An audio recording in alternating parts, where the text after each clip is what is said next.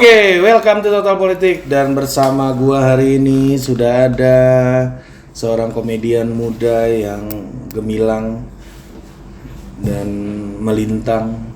Dan belum pernah minta maaf di sosmed. Iya. Itu rekor agak bersih ya. Iya, bersih.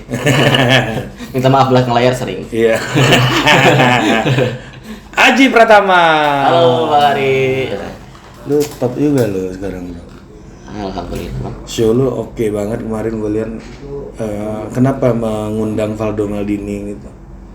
Kenapa mengundang Bang Valdo Maldini? Karena aku tahu Bang Valdo ada potensi untuk berstand up comedy. Ya, lebih berpotensi jadi daripada jadi politisi.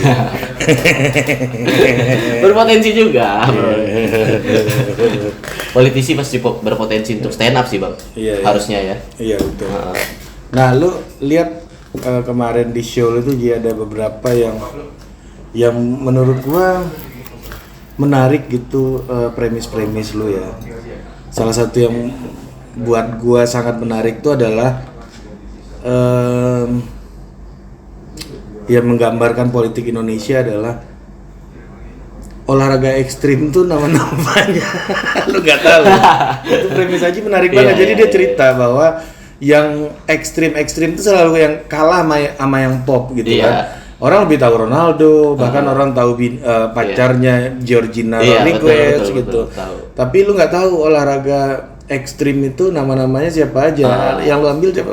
Contohnya atlet highlining. Highlining itu yang jalan nyeberangin tebing atau nyeberangin gedung di atas tali nggak pakai pengaman gitu, Bang. Ada namanya Dian Potter. Ya. Terus lu tahu dia? Pas dia udah meninggal gara-gara jatuh. Viral. Kalau ekstrim itu harus bikin musibah. Iya. Makanya itu iya bener juga ya. Jangan-jangan politik kita ini penuh dengan keributan itu karena dengan cara itulah orang-orang ekstrim mendapatkan afirmasi gitu. Betul. Nah, lu dari mana pikiran lu soal itu tuh muncul gitu? Dari apa yang menginspirasi lu bahwa ya kita harus keluar dari ekstremisme ini gitu? Aku nggak bilang harus keluar juga sih, tapi emang kenyataannya ya itu yang memancing keramaian gitu. Ya kan di politik lu harus keluar dari ekstremisme. Iya, kalau untuk ingin mewakili suara orang lebih banyak, aspirasi orang lebih banyak kalau kan. Untuk di politik, kalau cara keluarnya ya itu kan aku kan di show itu juga mencari jawabannya, Bang, sebenarnya. Aku belum nemu jawabannya juga. Makanya aku bilang kayak gitu. Soalnya aku terjebak di dalam ekstremisme ini kan. Gimana nih cara keluarnya gitu. Iya. Itu menarik banget loh, Ji. Dan itu nempel di kepala gua loh. Oh iya ya, highlining itu kan olahraga ekstrim. Olahraga ekstrim. Apalagi tuh yang Spider-Man itu loh. Lu tahu nggak apa yang kerjanya manjat gedung itu loh. Ada kan pernah dengar cerita kan orang yang manjat gedung. Manjatin gedung ya. Iya kan? Ya, tapi kita nggak tahu kan. Nggak tahu. Bahkan nama olahraganya aja kita nggak tahu nih. Iya kan? Iya, nama olahraganya aja. Nggak ketahuan. Iya. Menurut lu apa yang membuat orang bisa menikmati ekstremisme itu? Karena ya mungkin karena pasarnya lebih spesifik tuh, kesannya lebih intim gitu. Kesannya lebih dimengerti, lebih edgy gitu ya. Iya, dan lebih bias sudah pasti ya sebenarnya ya. Apaan tuh Ronaldo main bola gitu doang, nggak ada resiko bro. Iya, iya gitu. Masih lebih bias, ini keren gitu. Iya kita juga nggak tahu kan atlet terjun payung juga kita, padahal itu udah agak common loh terjun payung itu. Padahal tapi nggak tahu nama atletnya siapa. Nggak tahu. Terjun payungnya kita tahu. Iya. Itu juga gara-gara tentara kayaknya, bukan gara-gara atletnya. Iya. Ya kan di politik kan kita juga yang paling kita hafal tuh kan nama-nama orang yang berada di titik ekstrim kan. Iya, yang pasti pernah ada masalah, pernah ada gosip. Ada masalah yang di tengah-tengah ini rame aja tapi ya rame gitu. Iya. Ya tapi yang tahu skena politik doang. Yang mana yang ekstrim ini? Iya, kebanyakan nama-nama yang bagus gitu misalnya. Tapi ya aku nggak mau nyebut lah. Ya. Ya mungkin bagi kalian bagus tapi orang-orang nggak tahu dia siapa. Oh iya. Oke. Gua ngerti maksud lo. Misalnya kayak gue sebut aja nih Bu Puan gitu misalnya. Bu Puan buat masyarakat resistensinya tinggi, elektabilitasnya rendah, popularitasnya tinggi juga, itu elektabilitas rendah, orang juga tidak akan memilih Bu Puan banyak gitu ya, yang karena elektabilitasnya rendah gitu ya. Tapi di antara permainan elit, Bu Puan nih respectful banget kan. Iya. Banyak yang kayak gitu. Gua selalu menganalogikan gini, politisi yang dicintai elit tapi tidak dicintai rakyat gitu. Itu banyak banget loh. Orang-orang jagoan ya. Lu kalau di PDI itu ya bukan berarti tidak dicintai rakyat, maksudnya tidak punya elektabilitas seperti politisi ngepop kayak Anies atau Ganjar atau Prabowo gitu ya. Tapi ada orang-orang yang hebat di antara elit-elit. Iya. Kalau di komik Bang Adri lah. Iya. Wah, bagi kami komik wah keren banget.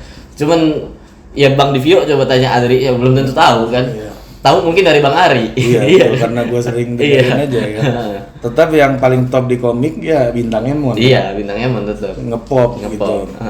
Nah, Ji, lu kalau kamu sendiri nih Ji melihat karir komik kamu itu akan diambil jalur pop apa skena sih secara personal gitu melihatnya,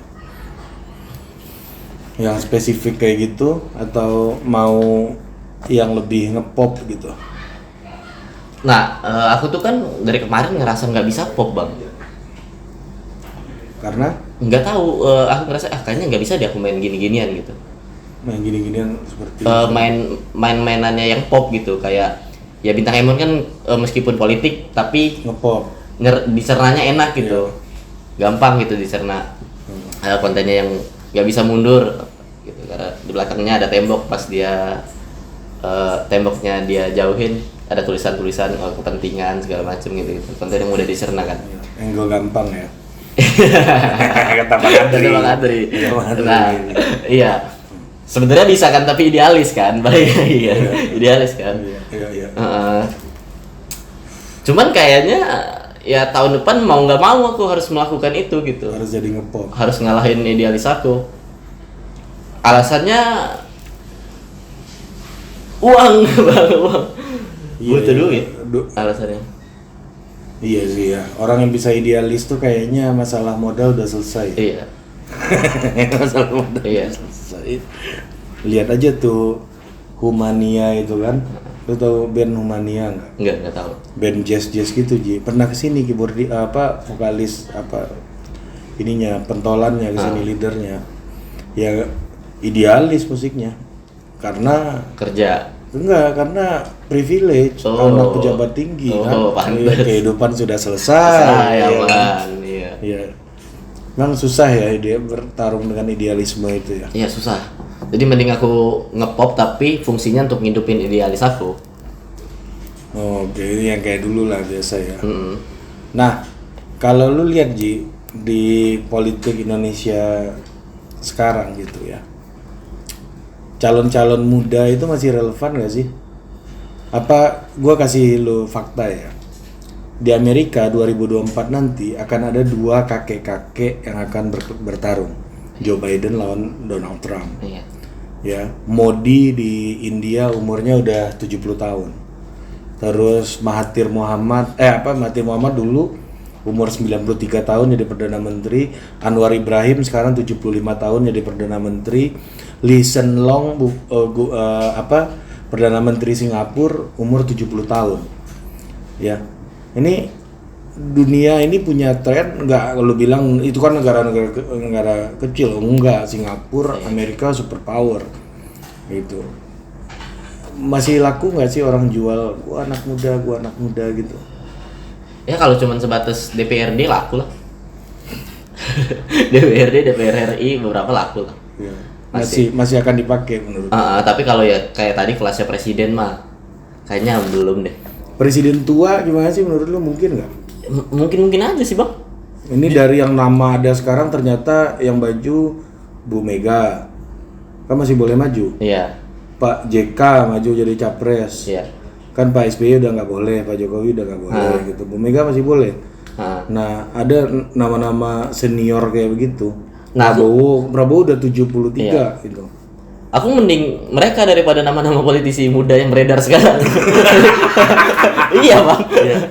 Iya kan, ya sebenarnya mau nggak mau harus kita akui gitu, yang lebih tua tuh punya kematangan mental yang lebih lah daripada kita yang muda-muda, Bang. Ya terus kalau lu mengakui orang tua lebih daripada kita, ngapain lu masih teriak-teriak gua anak muda?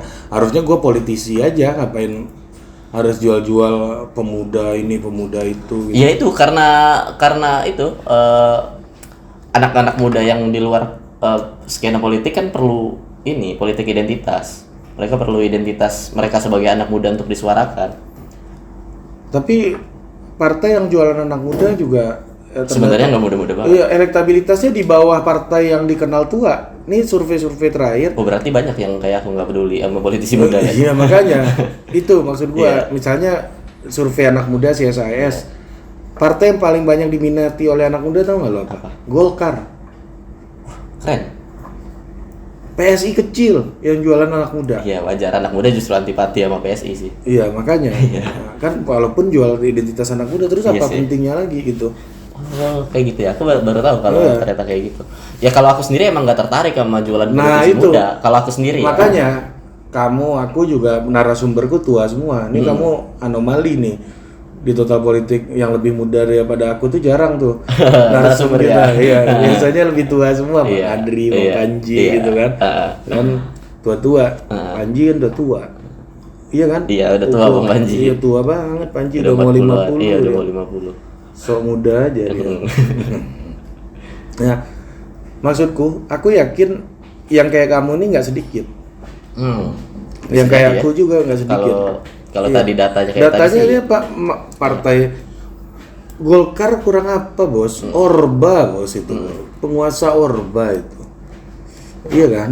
Tapi anak muda banyak suka dan milih gitu. Aneh banget. Apa ini karena kampanye anak mudanya pada jelek-jelek? Maksudnya? Pada ya kayak misal itu politisi pengen mengkampanyekan suara anak muda ya cuma joget-joget di TikTok doang. Kan banyak kan kayak gitu sekarang kan, partai-partai yang pakai baju partainya cuma joget-joget di TikTok. Norak lah gitu kampanye. Yang justru kampanye sosmed yang targetnya anak muda justru blunder, justru bikin anak muda malah nggak suka. Kayak PSI kan gitu kan. Emang iya?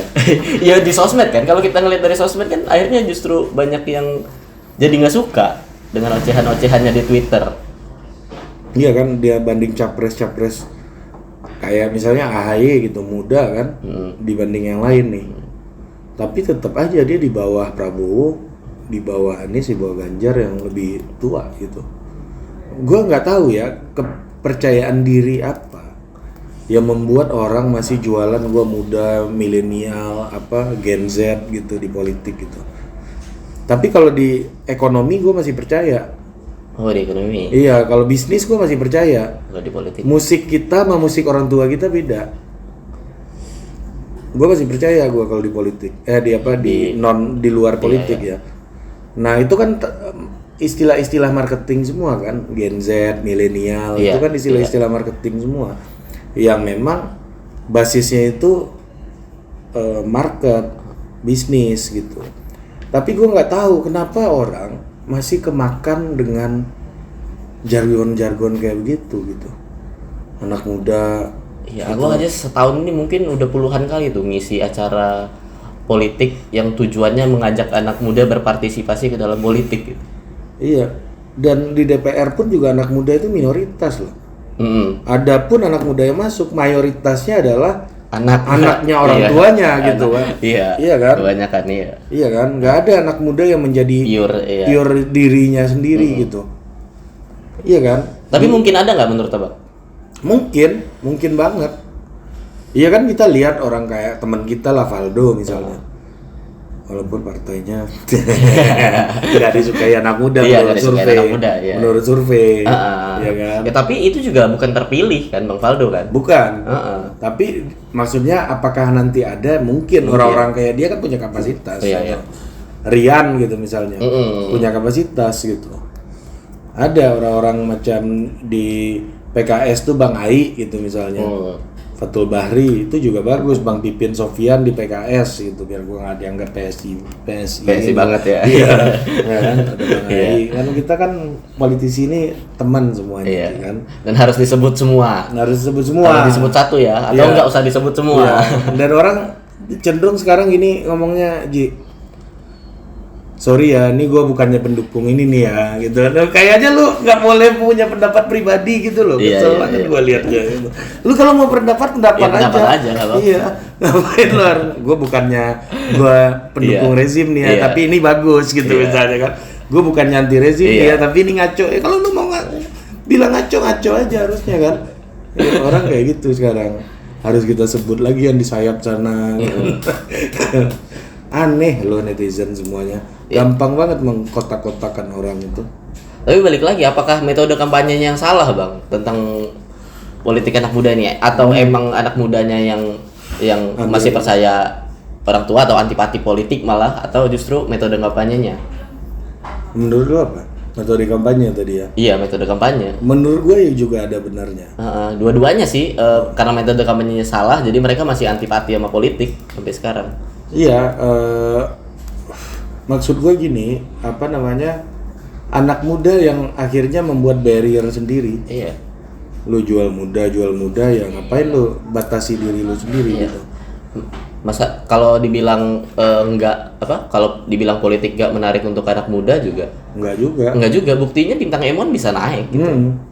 Total Politik pun masih banyak yang penonton anak muda ya. Ibaratnya Bintang Emon kalau nyalek kepilih itu gampang banget. Rocky itu penggemarnya anak muda semua, Bos. Iya. Iya kan? Nah, makanya gue juga kadang-kadang buat gue anak muda itu bukan kategori politik, Ji. Terus apa? Kategori marketing, demografi gitu. Jangan-jangan iya kan? Iya.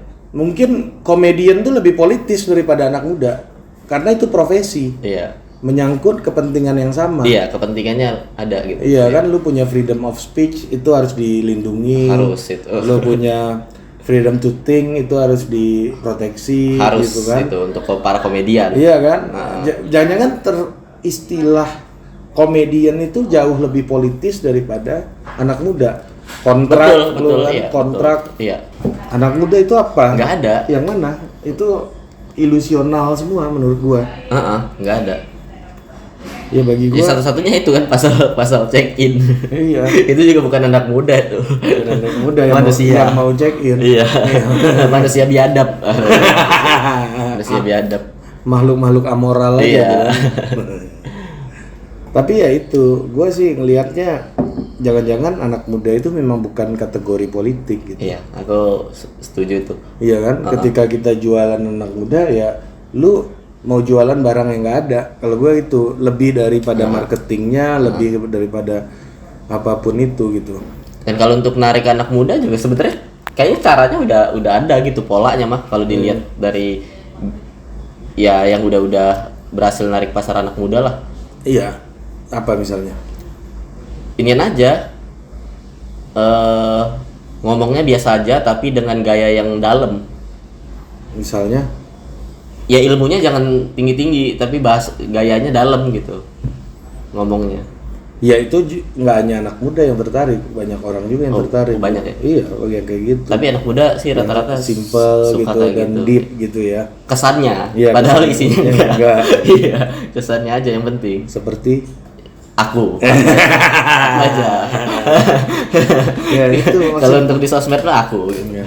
Gitu sih Ji menurutku. Jadi aku kembali di sini nih ingin mempertanyakan lagi gitu. Jual politisi muda pakai gua ini mewakili aspirasi anak muda gitu. Itu yang bully Valdo waktu dia nyalek tuh anak muda semuanya. Iya, anak muda. Anak muda kan emang kayak gitu Bang, sistem ini cara temenannya kayak mana nih anak muda nggak ada yang di politik, giliran ada dicengin gitu. Biasanya kan kayak gitu kan. Iya, dikata-katain semuanya kan. Mana nih kita tongkrongan nggak ada yang sukses, giliran ada satu yang sukses digibahin. Emang kayak gitu kan anak muda kan. Iya. Kompetisi nature-nya. Iya, sebenarnya. Nature-nya kompetisi. Nah makanya artinya kan kategori politik ini nggak ada relevansinya gitu. Nah menurut gua kita kan kalau bicara kategori politik kan profesi, terus kelas sosial, orang miskin tuh lebih politis. Kebutuhannya jelas apa ya. Gitu kan, kepentingannya jelas apa. Tapi anak muda ini kan kita nggak tahu apa. Tapi makanya itu juga yang menurut aku bakal bikin 2024 ini seru sih. Karena berapa persen? 60% anak muda, berarti kan akan lebih abstrak. Iya, jadi polanya ya. Seolah-olah butuh rumah. Honda enggak, anak muda mah tidur di masjid juga bisa. Iya kan? Iya. Enggak perlu rumah kan? Enggak perlu. Tenaga masih kuat, badan masih bagus gitu kan. Enggak mikirin juga. Iya, enggak mikirin. Enggak mikirin juga. Masih bisa numpang rumah orang tua gitu, apa yang dipikirin gitu. Jadi maksud gua kita nggak punya, orang bisa jualan barang yang nggak ada gitu loh. Iya, makanya aku juga kalau ditanya kepentingan politik aku apa, nggak ada gitu yang dari sisi anak muda, kayak dari sisi komedian, komika lebih ini kan, kebebasan berpendapat, perlindungan gitu kan, misalnya UU ITE, kejelasan gitu. Kontrak gitu. Iya, kontrak, atau ini seniman bisa ngambil cicilan. Iya. Susah itu kan. Iya. Ya gitu-gitu. Nggak bankable ya. Akhirnya terjebak pinjol Anda. Iya, yang gitu-gitu kan biasanya komik-komik. Ya, sering dapat foto debt collector teman-teman dari komik lain. Gak pernah. Kalau komik lain ada yang ngechat ke aku, kalau aku nggak pernah. Iya, foto kawan. Iya. Ini tolong temannya diingatkan Mas katanya. Pernah. Kalau aku anti pinjol. Riba. Iya. Riba. Sama bikin malu aja. Yang di chat banyak, kontak aku kan ada Bang Faldo, ada Abang, malu banget. Kalau tiba-tiba Bang Faldo di chat aku minjem pinjol. Iya, betul juga. Kontak aku. Manusia nggak jelas ini. Tiba-tiba Budiman Sujatmiko di chat, Haji minjem pinjol. Aduh, malu banget. Malu. Lebih ke ini ya, menjaga pertemanan. Iya. Pinjol. Iya juga lebih ya. Situ. Gua di handphone gua ada nomor Sandi Uno. Nah, Sandi Uno di chat. Hari Putra nih pinjolnya. Ada Mas Anies juga kan. Nah. Langsung turun kelas kita, Bos. Iya kan, langsung ini aja, tension aja. Nah, gitu. Jadi memang artinya ya juga nggak ada ininya ya, nggak ada manfaat banget sebenarnya menurut gua. Nggak ada. Jualan anak muda itu kan. Ya ngapain gitu, udah mayoritas jualannya itu pula gitu kan. Kalau emang pengen narik pasar anak muda, jangan jualan anak mudanya, tapi jualan sesuatu yang disukain anak muda aja. Iya. Sesuatunya itu apa gitu. Ya misalnya gua mau nyari nyalek nih gitu, misalnya gua senang komedi. Gua semua stand up komedian akan gua perjuangkan. UU ITE gitu, pendampingan dalam UU ITE gitu misalnya kan. Pasti itu anak-anak muda yang basis masanya komedian-komedian ini akan mendukung kita kan. Iya. Dibanding gua muda gitu, masa depan bangsa gitu kan. Enggak. Baik. Ditai-taiin pasti. Anak muda kan gampang skeptis sama kaumnya sendiri kan sebenarnya. Apaan sih lu gitu? Iya. Norak bener. Orang tua dilawan. Temen diskeptisin. Iya. Anak muda. Sampai mentok kepalanya kan. Oh iya bener juga. Iya. Tahu gitu gue dengerin babe kemarin gitu kan. Nah, terus ini Ji, apa yang membuatmu hari ini tetap di skena politik? Tentunya sebagai seorang komik ada keresahan kan. Menggali keresahan terus nih di politik tentunya kan, nggak hanya sekedar ini banyak yang lucu nih gitu kan. Banyak yang lucu, tapi kalau bukan keresahanmu juga nggak ada gunanya kan, nggak akan kamu omongin juga gitu. Kalau keresahan untuk masalah kasus atau undang-undang segala macam kayaknya emang nggak ada Bang, aku nggak peduli. Tapi kayaknya politik tuh seru aja buat aku tuh nganggep politik tuh dari dulu kayak permainan, udah game aja, main werewolf. Kayak main werewolf gitu, permainan watak. Kalau orang biasanya, kalau temen gue yang jadi konsultan gitu, kalau udah pernah pegang politik habis itu megang brand gitu agak shock mereka biasanya. Kurang adrenalinnya katanya. Iya, masalah itu aja. Iya, di politik kan adrenalin, day to day ada isu terus gitu ya. Dan masalahnya lebih berat gitu. Dan orang ngerti ya, maksudnya kayak apa namanya, dalam konteks pemahaman publik tuh ada gitu. Iya, politik jadi salah nggak satu. perlu nyamain referensi. Iya, nggak lebih gampang bikin materi politik gampang. Nah itu tuh. Bikin materi politik Iya, gampang. Ya, coba kasih setup dulu, setup. Ya kan? Masa Bang Ari mau nyebut punchline-nya ntar? Enggak, kamu aja ngajarannya. Ya jangan lah. Itu aja yang aku post aku sensor, Bang. Tapi intinya itu bikin materi politik tuh gampang karena semua orang udah punya referensi lucunya di mana. Sama ya. Kayak bintang Emon yang jokes soal nggak bisa mundur, kenapa itu bisa lucu? Karena kita semua punya referensi kalau Iwan Bule didesak mundur dan tidak mau gitu. Iya. Ya tanpa harus menyebut Iwan Bule. Iya. Nah, terus gini Ji, kamu tadi kita ngomongin yang ekstrim, terus juga kemarin itu yang jadi openernya juga ada 2 orang lagi selain Valdo, yaitu Patra ya, Patra sama Firza. Nah, Patra dulu deh, kenapa minta Patra jadi? Enggak, itu Bang Patra yang minta, Bang. Oh gitu. Iya. Aku nggak berani kalau minta Bang Patra jadi opener. Makanya itu pertanyaan karena gua. Kan senior. Iya, nggak berani. Makanya. Bang Patra itu yang minta. Makanya dia apa? Karena kan Bang Patra tahun depan mau bikin spesial politik juga. Oh, jadi butuh latihan. Rame juga nih tahun depan. Iya, dengar-dengar juga Bang Abdur juga. Politik juga. Kalah nanti sama special show gua semuanya itu. Lebih politis pasti. Kalau masalah isunya pasti kalah lah. Kalah, tapi lucu. Lucunya. Lucu. Lu kalau mau lucu cari selera.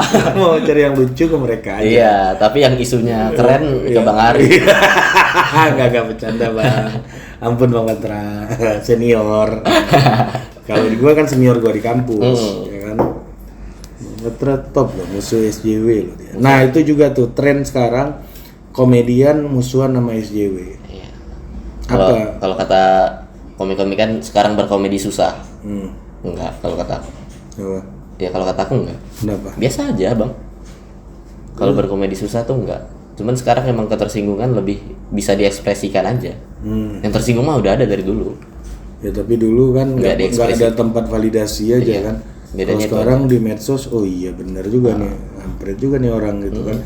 Ayo kita sama-sama cancel gitu kan. Iya, tapi kalau aku yang dari stand up Palembang ngerasanya pasti lebih mending sekarang. Dulu tuh kami open mic bisa, Bang. Orang naik panggung terus mukul kayak Will Smith tuh bisa.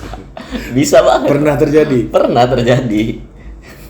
Kalau sekarang udah jarang. Di sosmed kalau sekarang ngomelnya.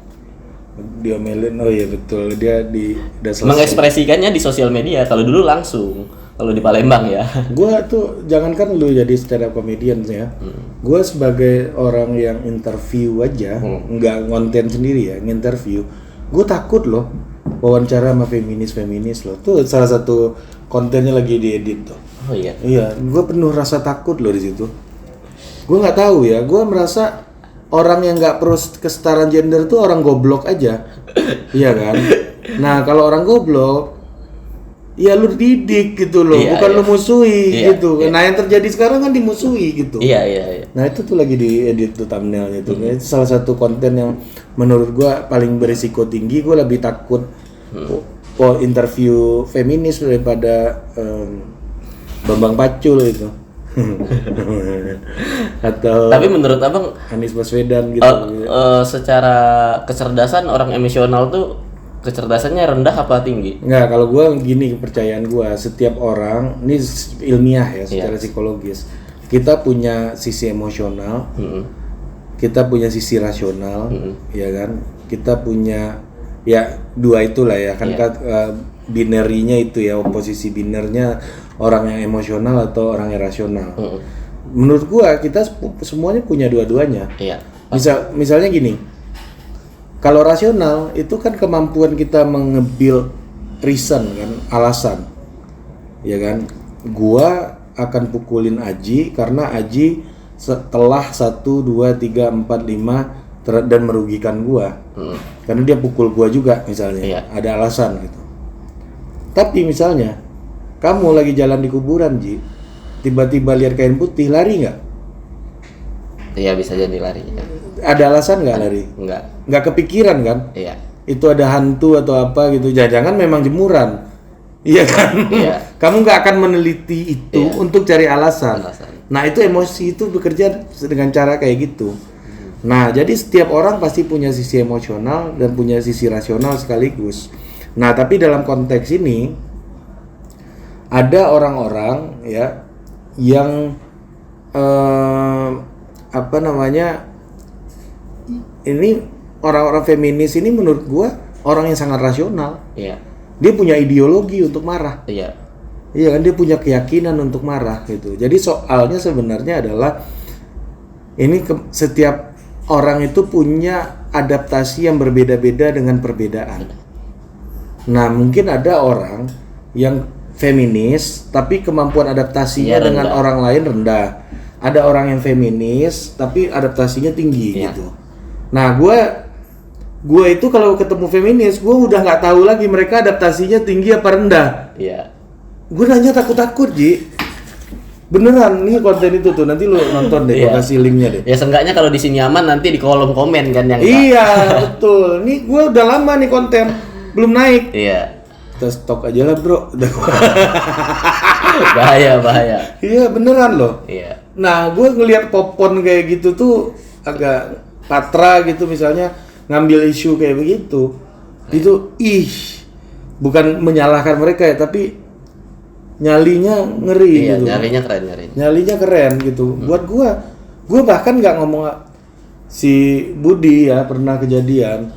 Ini kan penyakit masyarakat. Wah, masalah itu ngomongnya. Ini masalah asusila ini bukan penyakit gitu. Ini apa dong? Ya itu tuh memang perbedaan aja. Perbedaan masyarakat. Iya kan? Ya, political correctness gitu ya. Perjuangan bahasa. Mereka yakin kalau bahasanya benar maka kesetaraan bisa diupayakan dengan lebih mudah. Ya, tapi kan bahasa juga dari pikiran gitu. Ya, bahasa pikiran dan orang bisa aja maksudnya tidak termanifestasikan dalam kemampuan berbahasa. Ya, tapi kan buktinya itu kayak ART aja udah berapa kali ganti bahasa tuh. Iya, makanya. Jadi percuma. Karena ganti konsep kan. Iya. Ganti konsep. Konsep berpikir yang harus diubah, jangan bahasanya. Iya. ART namanya udah ganti-ganti dari dulu pembantu, pembokap, segala macam kan. Sekarang Mbak doang lagi dimasalahin nih, Bang. Mbak masalahin juga. Dimasalahin. Iya kan? ART dimasalahinnya gara-gara itu. Kenapa Mbak sih? Kesannya kayak dia pasti orang Jawa. Iya. Gajinya Anda ubah, jangan namanya Anda ubah. Iya kan? Gajinya dari kecil Anda bikin gede gitu. Pasti stigmanya juga ikutan berubah. Karena gajinya gede. Ya, Anda pakai otak-atik bahasa untuk percuma. Iya, betul juga. Ya orang itulah tuh lo lihat tuh kan. Nah, kan ngeri, Bos. Gua tuh bahkan bukan gue yang beropini, Ji. Gue nggak beropini loh di situ, cuma nanya aja. Bisa salah. Takut salah. Iya.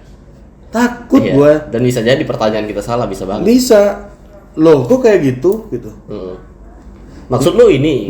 Nah, gue pernah ketemu. Jokesnya Bang Patra kan gitu sebenarnya. Jokesnya Bang Patra itu pertanyaan. Kalau Bang Popon kan pernyataan tuh. Kalau Bang Patra pertanyaan. Tapi untung gue pernah ketemu sama yang feminis tapi lebih adaptif, Ji. Pernah datang ke sini. Itu bahkan ngobrol sebagai manusia aja kita agak takut kadang-kadang tuh.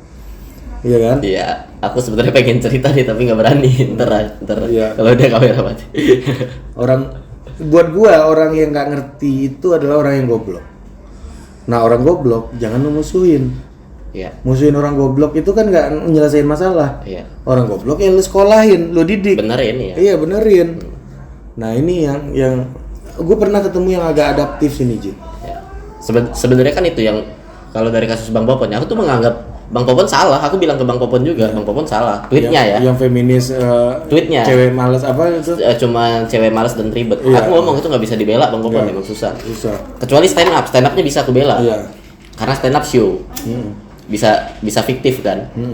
Kayak tersinggung sama Thanos ngebunuh setengah populasi manusia aja kan kalau tersinggung sama Bang Popon. Kalau kata-kata itu agak bahaya sih. Memang secara akal sehat pun itu nggak tepat, nggak logis gitu. Meskipun kalau feminis itu orang yang memperjuangkan equality kan, sebenarnya sama. Meskipun kalau cerita belakang layarnya kocak sih, ntar aku ceritain kalau udah kamera mati. Tapi ya itu problemnya sih menurut gua, memang akhirnya orang jadi bukan antipati. Nah, ya itu pada akhirnya jarak orang sama lu jadinya gitu. Iya, sama feminis karena respon mereka yang ya mungkin masyarakat ada yang menganggap itu brutal gitu. Iya, nah karena yang mencolok ini istilahnya mereka tuh yang bitchy. Iya. Nah, gue baru tahu juga tuh di podcast itu tuh ada istilah itu. Ada yang bitchy, ada yang enggak gitu. Nah, kalau gue membahasakannya dengan yang adaptif dengan yang tidak kurang adaptif gitu.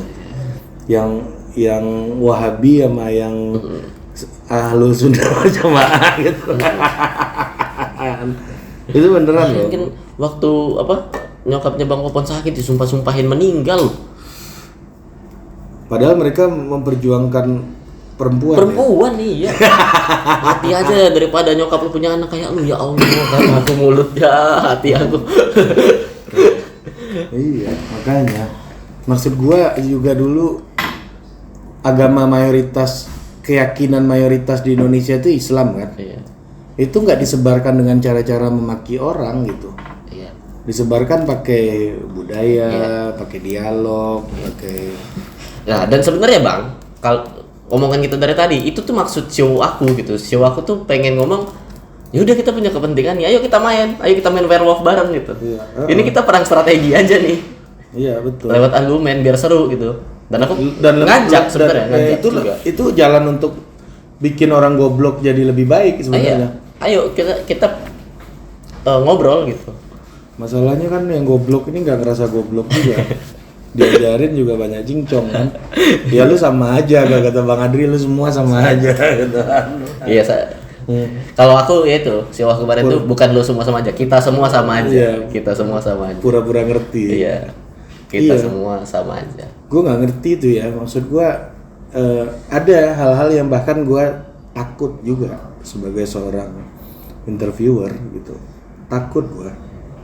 Misal? Ya itu tadi. Selain itu ada. Selain itu nggak ada. Itu yang paling gue takut tuh.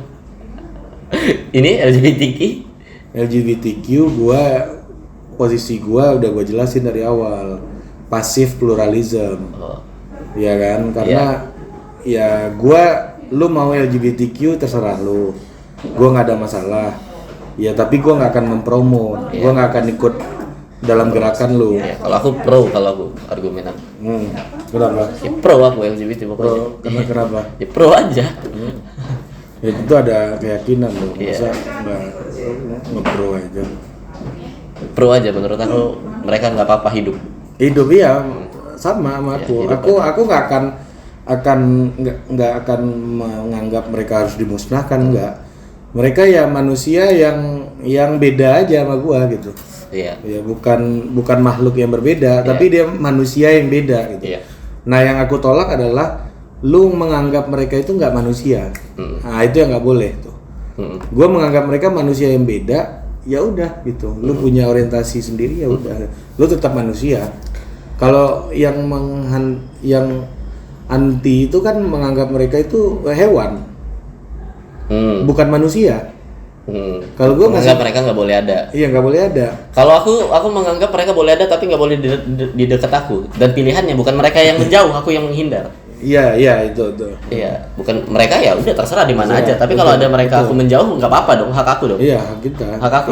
Hak lu buat nggak suka gitu. Iya. Karena ya buat gue sih apa ya? Kalau gue soal isu LGBTQ, karena posisi gue masih agak aman sih menurut gue.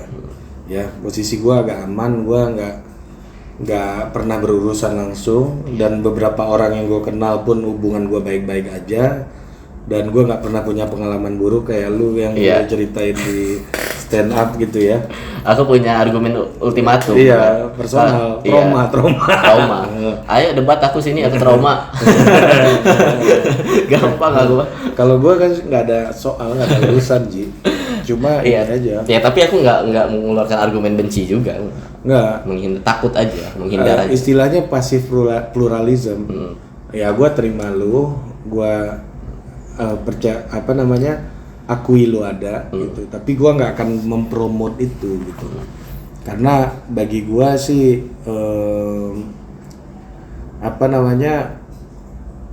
ya udahlah itu di ranah privat gitu. Bagi gue hal yang di ranah privat ya udah kita sendiri aja. Iya kan, nggak perlu negara harus ikut campur gitu kan. Tapi masalah yang dipromosikannya gimana tuh? Apa? Masalah dipromosikannya banyak juga yang bilang ya kami pro LGBT cuman jangan dipromosiin. Promote itu maksudnya begini, ya jangan dipromosiin itu kan yang kayak di Qatar kemarin kan kasusnya. Iya. Nggak di umum nggak boleh mempromosikan LGBT gitu karena aturan negaranya. Iya. Nah kalau di dalam konteks gua promote itu artinya adalah gua nggak aktif berkampanye untuk itu. Iya. Ada juga yang menganggap berkampanye tentang penerimaan LGBT itu menganggap promote. Ada yang menganggap. Iya memang betul. Ya namanya promote ya pasti berkampanye. Iya. Nah gua sih nggak ikut berkampanye. Karena bagi gua. Nah, tapi orang yang menganggap kayak yang menganggap itu nggak boleh, menurut abang gimana? Nah jangan, ya bukan urusan lu. Ini urusan privat bos. Enggak, bukan promotnya, bukan. Iya orang mau promote itu ya terserah dia. Nggak apa-apa, lu mau promote nggak apa-apa juga. Tinggal nggak usah dibaca iklannya. Tinggal lu skip. Kalau lu tanya, bagi gua sexual orientation itu privat. Udah. Gue nggak akan nanya-nanya lu suka apa, lu benci apa, ya terserah gitu. Iya. Dan gue nggak akan ikut mempromosikan lu harus LGBT, lu harus lindungi LGBT, enggak, karena itu privat issue buat gue. Gampang sebenarnya kan emang. Iya. Aku kan juga sebenarnya ya itu nggak suka juga dengan campaign LGBT, tapi aku nggak bilang jangan dikampanyein. Iya, sama. Tinggal yang kampanye, nggak aku follow. Iya. Gitu. Saya tidak dengar. Aku nggak follow. Kayak gitu aja kan sebenarnya. Dan malah sebenarnya kadang-kadang kayak gitu bang, yang nggak suka ini justru yang membantu kampanyenya dengan nge-retweet marah-marah kampanyenya. Iya kan tujuan mereka kan tercapai kan. Iya. Kayak Bang Popon sebel sama LGBT, tapi gara-gara Bang Popon ngomongin itu aku mereka jadi solid. Iya. Bang Popon. Kalau gua nggak mempromot dan nggak akan menghina dan nggak akan melarang apa-apa. Silakan aja. Tapi aku nggak mau dengar. Iya. Gua nggak akan promote itu karena bagi gua itu privat. Lu itu keyakinan lu silakan. Ya kan? Seperti halnya gua kan nggak pernah nyuruh orang masuk Islam juga. Wah, aku nyuruh sih. Bercanda. Iya. Masuk Islam enggak? Ya kayak gitu Ji. Kayak agama, kayak keyakinan gitu. Kan gua nggak pernah Anda harus masuk Islam, enggak. Tapi kalau lu nanya soal Islam ke gua akan jelasin gitu.